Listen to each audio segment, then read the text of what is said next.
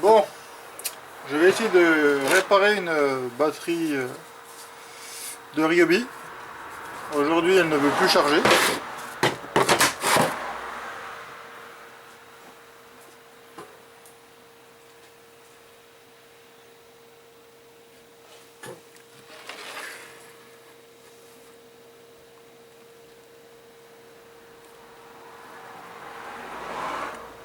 Donc pour elle, elle est pleine.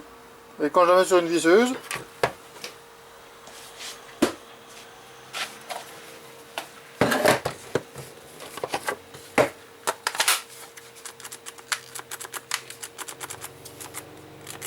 rien du tout. Alors que le chargeur la détecte comme pleine. Donc je vais la démonter et puis regarder ce qui se passe dedans, histoire de voir si on peut la réparer ou pas.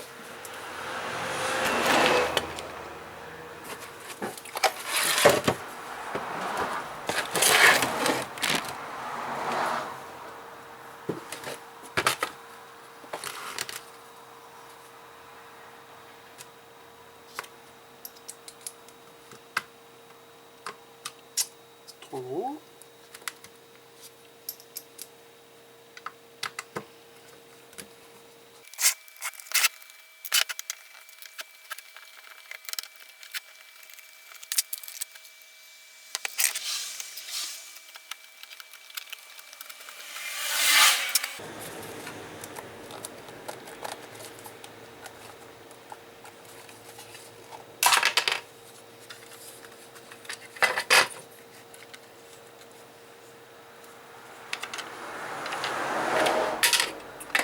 Bon, ça on s'en fiche.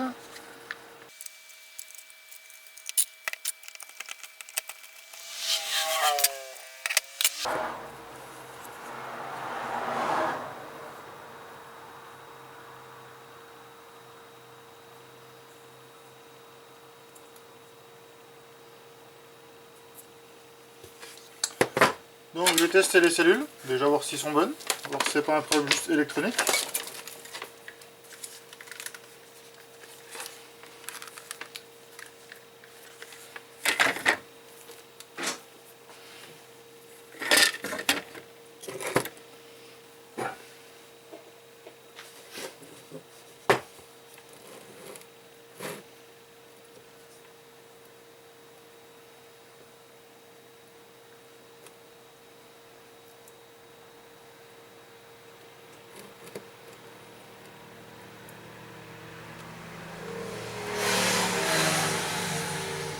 Bon,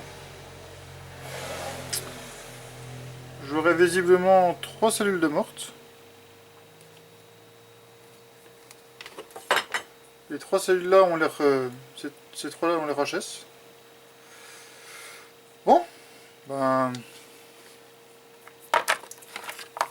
j'ai démonté un ordinateur portable il n'y a pas longtemps, j'ai récupéré des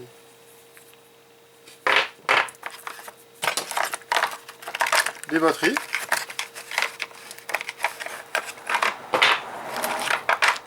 Voilà, ben on va les changer. Puis je viens vous voir après. Bien entendu, avant de mettre des autres batteries de récupération, le mieux c'est des neuves évidemment, je n'en ai pas sous la main. Donc on va les tester. Donc, bon, si on prend dans le bon sens, ça va mieux évidemment. 3,95 V, 3,95, 3,96, 3,99 et 3,99. Donc les piles sont bonnes et chargées, on les met de côté pour la prochaine étape. Donc ce coup-ci je vais démonter les contrôleurs, le contrôleur plus l'alimentation. Et puis ben, on va voir ce que ça donne.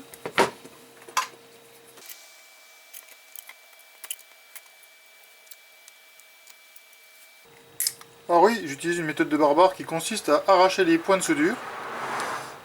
Car ben, c'est plus simple pour moi.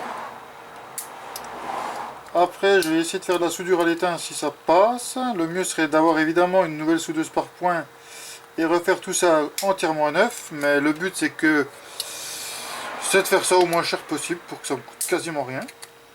Les deux accus encore bon serviront pour d'autres projets de bricole à droite à gauche que je ne mets pas spécialement sur internet. Et puis voilà. Voilà, donc là j'ai libéré ça. Maintenant ça tient comment cette merde là? Encore des vis.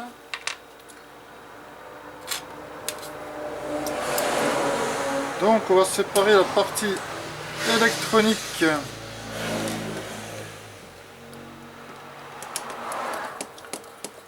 du reste, ouvrir la partie en deux.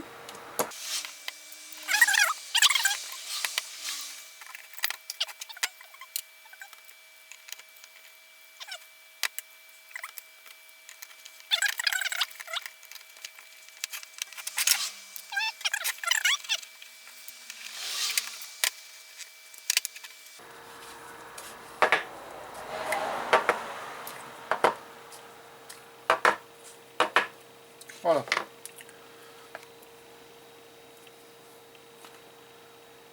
Donc, ça c'est de la polarité évidemment. Donc là je suis dans le bon sens. Donc celle-là va être remplacée par celle-là. Celle-là par celle-là. Il faut juste bien s'assurer des polarités pour éviter de faire tout le court-circuit. Voilà. Ensuite, on les refourgue dans le trou.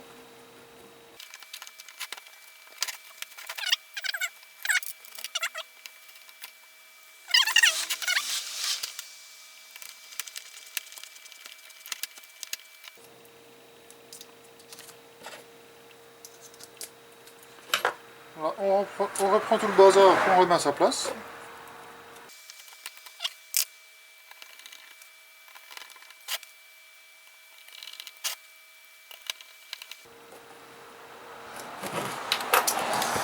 Ensuite vient le moment de tout...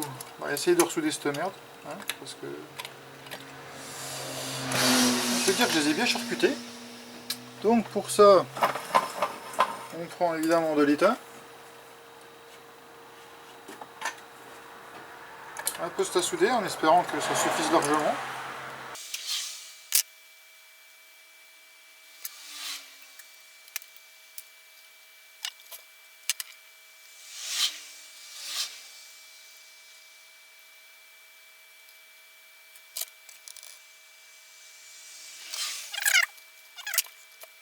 Alors c'est clairement un travail de merde, c'est clairement dégueulasse, mais ça peut me permettre de sauver ma batterie pour quasiment rien. Moi je dis que ça me va.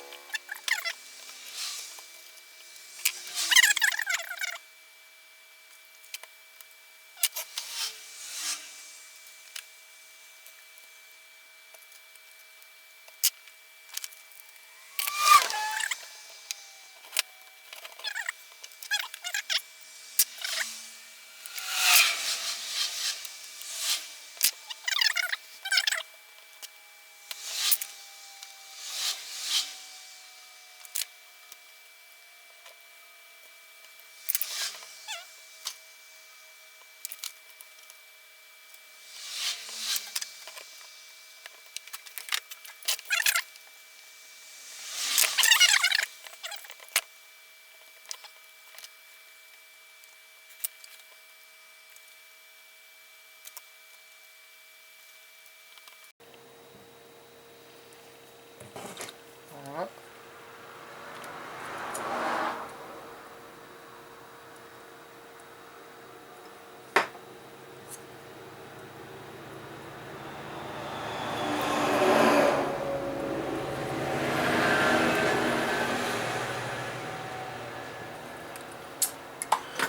Voilà. Donc, on reprend l'opération multimètre. On revérifie chaque cellule, des fois que j'ai fait une bêtise.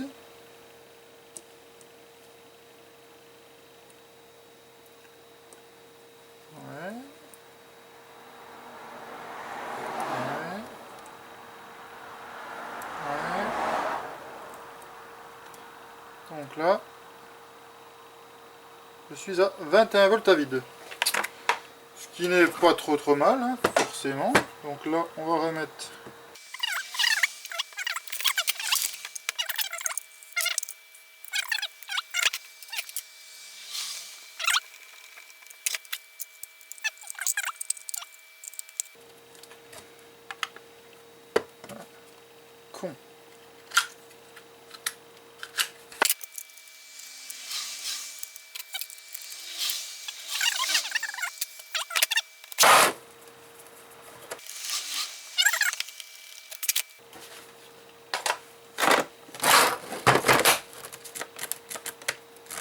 Toujours pas.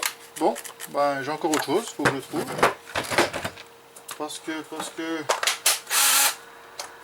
ça marche bien là, là ça ne marche pas. Donc j'ai dû faire une ânerie.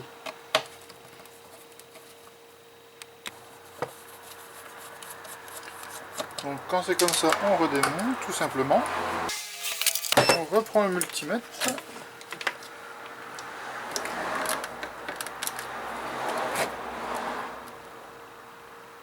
Là, j'ai plus rien. Donc j'ai dû arracher un truc en remontant le truc.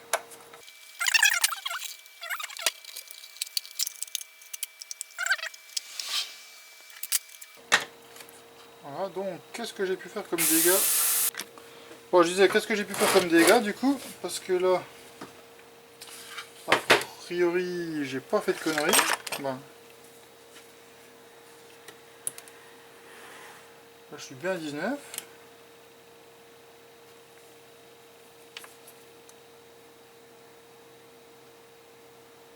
J'ai pas de patate.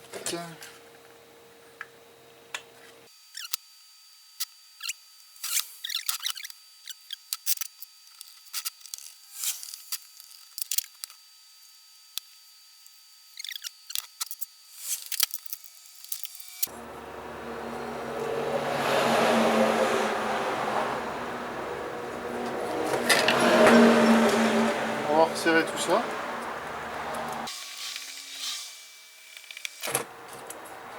Donc ça c'est un simple fusible, hein. Ça se peut qu'il grille aussi d'ailleurs. Et bon, ben, c'est simple quoi, on en met un autre.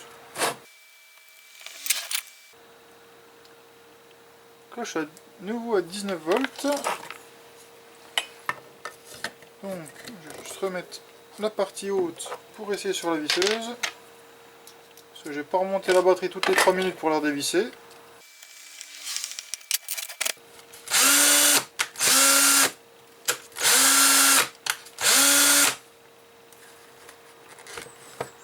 Bon, ça fonctionne. Donc quand j'ai dû remonter, j'ai dû forcer un peu sur la sonde ou je ne sais pas quoi qui a un peu fait un sale coup. Donc on va remonter à nouveau la batterie. Ou j'ai une soudure foireuse aussi peut-être. Ce n'est pas du tout impossible.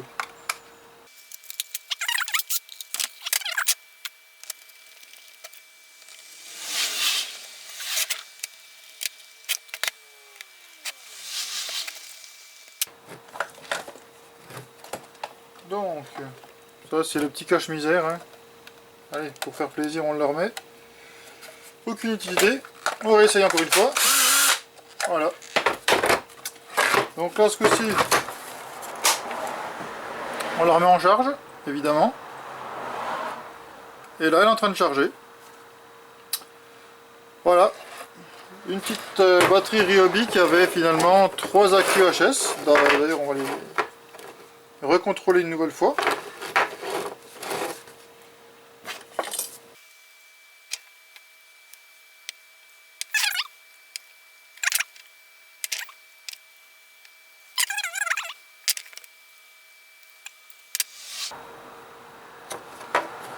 HS. 4 volts, voilà. Donc ces deux-là sont bonnes. Donc, on va faire un petit essai. Alors bon, ne pas reproduire à la maison évidemment, c'est dangereux. Je vais leur envoyer une tension de 4 volts via une alimentation à peu près stabilisée. Allez, 3 volts 80. Le plus, le moins. Donc, on va baisser.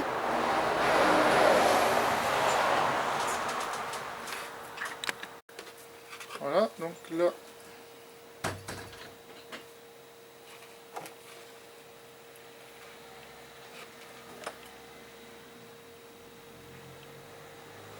Je vais balancer un courant de 1 ampère. Comme ça, on va les recharger vraiment lentement. Et puis ça me fait chier de les tenir, je vais trouver une autre solution. Je reviens. On va essayer. Ouais, ça devrait être jouable.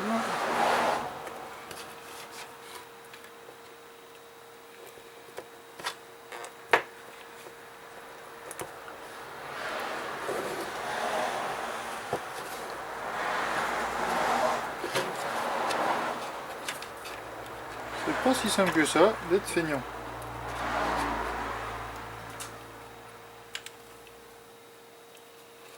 Attends, c'est ça le prix. Je reviens, j'ai fait autrement.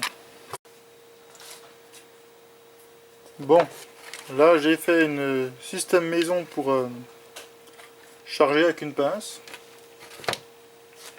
Donc, hop.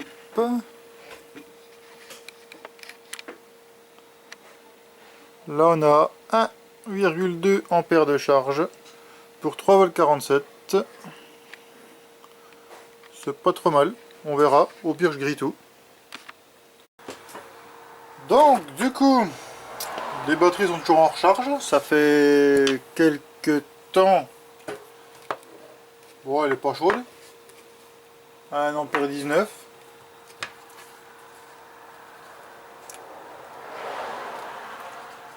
Ouais, 1 ampère 19. Donc cette batterie, non pas celle-là, celle-là là qui est toujours en recharge ailleurs. Pourquoi j'ai choisi de changer les 5 accus? Parce que les 5 accus de récupération que j'avais venaient d'une batterie d'ordinateur portable. Et donc ils ont le même nombre de cycles de charge et de décharge, vu que c'était une seule batterie, comme ce que j'ai démonté là. Et qu'ils étaient a priori sains. Donc j'ai préféré changer les 5 accus que de changer juste les 3. J'aurais pu en prendre que 3, mais je voyais pas l'intérêt, sachant que j'avais le bon nombre. Hop. Bon, ma batterie est toujours en recharge, ça va faire quelques temps déjà. La Ryobi, elle, est chargée.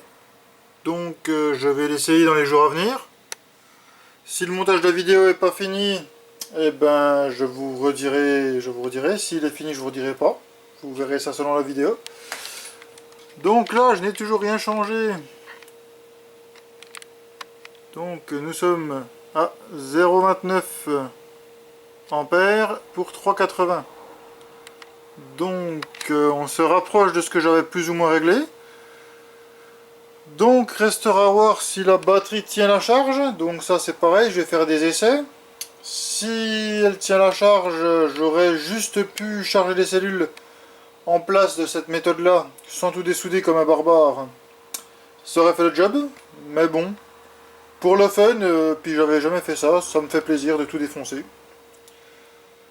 Donc il me reste encore 2 autres piles à charger. Je pense que je vais essayer de trouver un système pour tout charger d'un coup, ce qui va me simplifier la vie. Et je vais voir, j'ai peut-être ça qui traîne, je viens vous remontrer ça dans quelques minutes. Bah, pour vous, quelques fractions de seconde. Barbare que je suis ne change pas, donc ce que je vais faire, c'est que je vais souder des bouts de fil entre eux. Hop. Voilà. On va faire un truc bien barbare, sachant que moi, dans tous les cas, les batteries serviront avec des bouts de fil dessus soudés. Parce que c'est l'utilité que j'en ai. Parce que je les mets dans des petits projets Arduino en général. Donc voilà, je vais juste souder des bouts de fil dessus.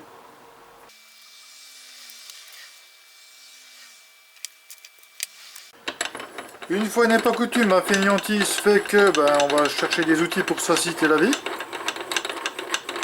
Hop là.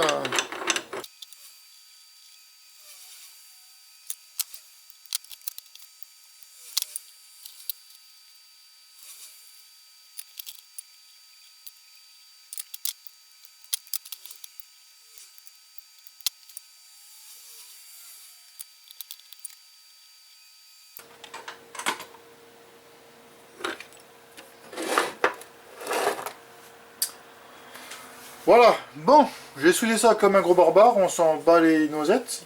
Et maintenant, je vais les monter avec un sucre sur mon alimentation. Et puis laisser 1 ampère de charge, et puis on va les laisser les 3 en même temps chargés, et on verra ce que ça donne. Bien évidemment, vous ne reproduisez pas ça à la maison, si vous n'êtes pas conscient des risques électriques, de brûlure et tout ce qui s'ensuit. Et puis on s'en bat les couilles, vous ne reproduisez pas en fait, voilà. Hein, parce que de toute façon, vous allez faire de la merde, foutre le feu à la baraque. Si vous êtes un gosse, les parents vont gueuler, et puis après ça va être la guerre. Bon, ce coup-ci, on va brancher sur l'alimentation, donc on prend le plus, on branche,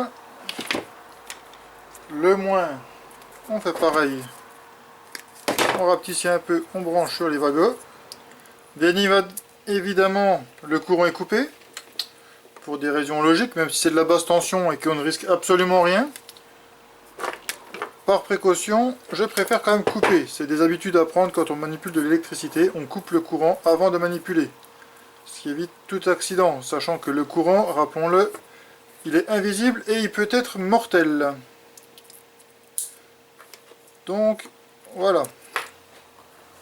Là, je remets en route mon alimentation. Elle me dit que je pompe 1,88 volts pour 1,19 ampères. Je vais baisser un petit peu le courant pour être à moins d'un ampère. Donc là, je suis à moins d'un ampère. Je vous montre. Attendez, c'est le bordel. Voilà. Hop là. Voilà, donc là, je monte progressivement. Et on verra bien. Allez, hop.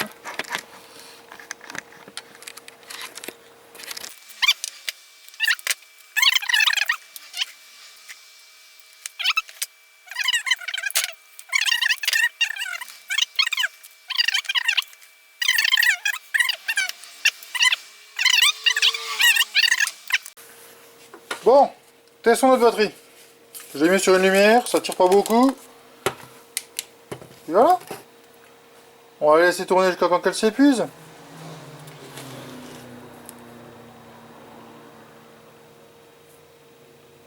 Allez, à tout à l'heure.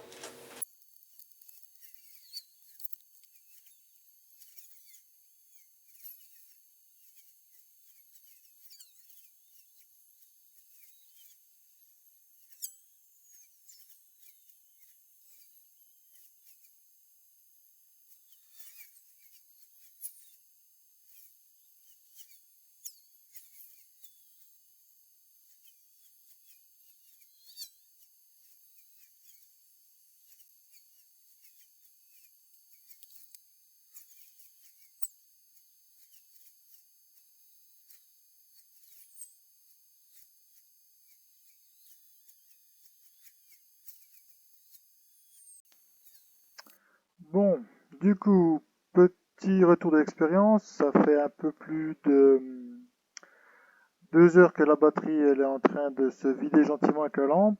Sur la vidéo je l'avais coupée mais je l'ai remis en route après. Donc la batterie tient avec une lampe de poche. La lampe de poche consomme environ 0,5 ampères, donc 0,5 ampères heure. La batterie est censée tenir théoriquement 4 heures de temps. Mais dès que je mets un outil qui consomme plus d'énergie, donc la visseuse ou perforateur ou disqueuse, à vide, la perceuse marche, la disqueuse même pas. Et dès qu'on commence à forcer sur le mandrin, ça ne fonctionne plus. Du coup, soit mes accus sont de mauvaise qualité et ils ont déjà une bonne dizaine d'années parce que l'ordinateur que j'ai démonté, il était déjà pas tout neuf.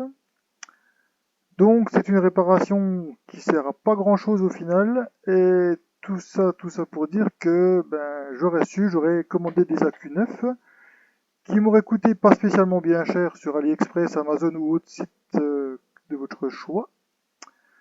Mais bon, donc du coup ça me fait une batterie qui n'est pas foutue, mais qui ne sert pas pour une visseuse, mais qui va servir uniquement pour la lampe de poche. Chose qui peut être assez pratique quand même. Donc voilà. C'est un petit message de fin pour dire que la réparation de la batterie est fonctionnelle, mais qu'elle n'a aucune performance pour l'électroportatif. Voilà, voilà.